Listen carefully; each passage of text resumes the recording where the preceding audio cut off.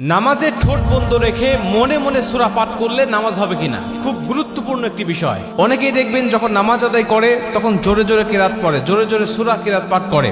আবার অনেকেই দেখবেন যে মুখ নাড়িয়ে পাঠ করে, আবার অনেকেই একেবারে মুখ বন্ধ করে, ঠোঁট বন্ধ করে মনে মনে অন্তর দিয়ে সে পাঠ করে। আমি দুইটা হাদিস আপনাদেরকে শোনাই, এই দুইটা হাদিসের আলোকে আপনি বুঝতে পারবেন যে নামাজে ঠোঁট বন্ধ করে নামাজ পড়লে তার নামাজ হবে কিনা। প্রথম হাদিসটি আবু দাউদ শরীফের মধ্যে বর্ণনা হয়েছে। নবীজি সাল্লাল্লাহু আলাইহি ওয়াসাল্লাম একবার সাহাবীদের নামাজ পড়া দেখলেন এবং নবীজি ডাক দিয়ে বললেন, তোমরা নামাজের মধ্যে যেটা বলছো এটা কি তোমরা নিজের কানে শুনতেছো নাকি শুধুমাত্র বলেই যাচ্ছ?